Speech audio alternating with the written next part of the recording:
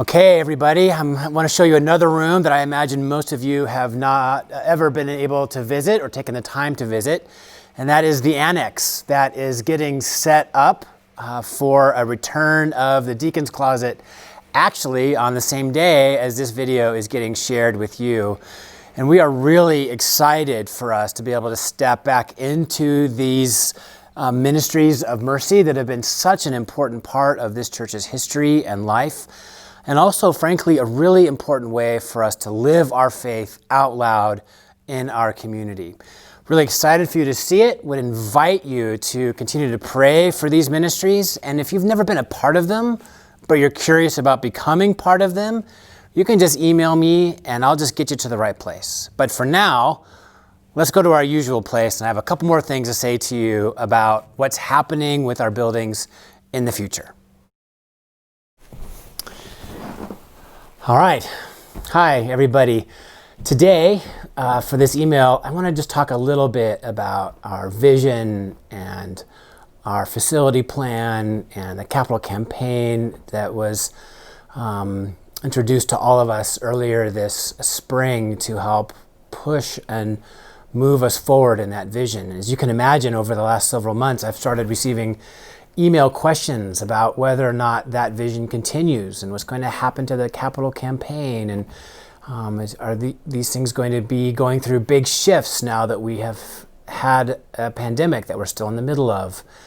And I have my own sort of responses to those, but I want to sort of start with this word, this vocabulary word, contingent.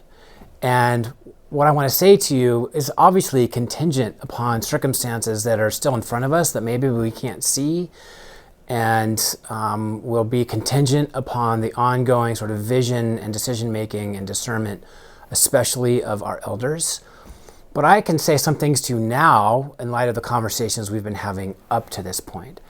And the first thing that I want to say is we really thought of this vision, that we want to be for Boulder with love, that we want to delight our community with a new and fresh understanding of the gospel, and that our facility plays a major part of that, that we can create and develop a common space to share and discover God's grace.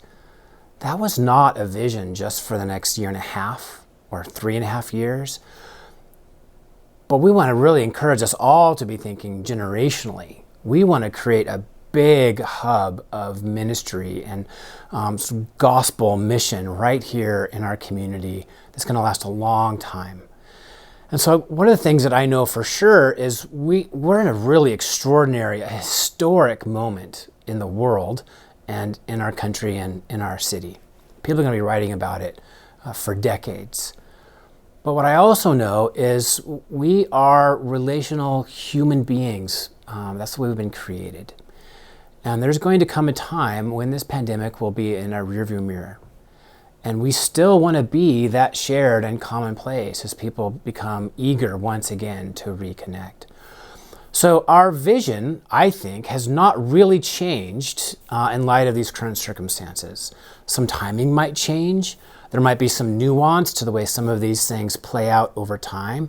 But for now, we think the vision is still God-given to us, and we are really still convinced and convicted that it's the right way for us to share and live the gospel here as a downtown church. So there are some questions about what's happening or what kind of progress has been made on the buildings. And what I can say to you is the annex building, you just saw its current permutation right now, but that chunk of land, the planning has been going on. There's been some new and ongoing design work as we try to refine and improve that first facility plan into something that will become the way the building actually looks and how it functions and how it works in our community. We've even had one brief opening conversation with the city at this point, and they gave us some good feedback and mostly, I think, encouragement and appreciation for what we're trying to do. The main campus is lagging behind a little bit, somewhat intentionally, and part of that has to do with the fact that our architect for the main campus is not local, and so is currently not able to travel to do some of this work and see the building again and go through all of those things. However, those conversations are also still underway, and working our way towards a process where eventually, within the next couple of months, we also will have some initial conversations with the city and get even clearer and better feedback from them, although they've been able to indicate some things to us even at this point. So we're excited to see how those things will unfold. Certainly there will be things that we will learn about community space and community buildings coming out of this pandemic that we will want to pay attention to, but the vision's not different. The vision has not changed. We still believe in the goodness of Jesus Christ. We still believe that the common grace available to all is something we want to celebrate and make available to all. We still believe that as we discover that common grace in Christian community, we come closer and closer to accepting and trusting in that very specific grace of God's work on the cross. We want to be a part of that story, and that's going to continue. So lastly, there have been some questions about the capital campaign and how it's going and how things are going to unfold.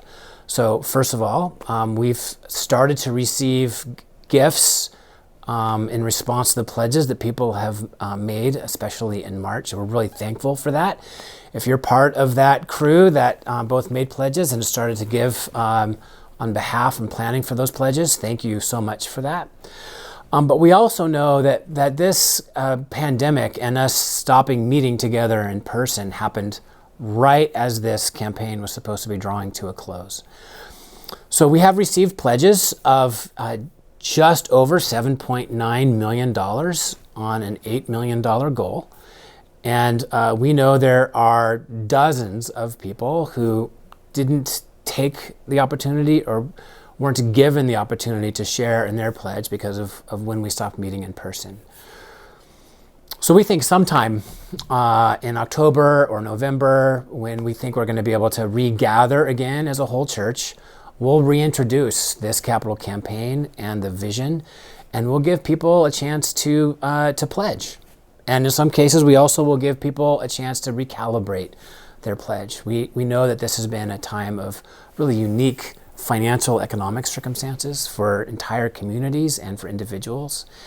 And we know some people may need to completely revise their pledge. It needs to be smaller, or it needs to be stretched out over an additional 18-month period, or you fill in the blank.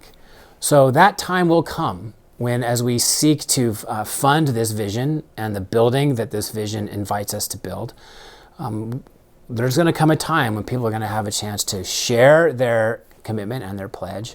And also, if they've already shared their commitment and pledge, there'll be a chance for them to recalibrate it based on circumstances that they now have in front of them. And the reason why we have to do that is because everything's always, as I said at the beginning, it's contingent.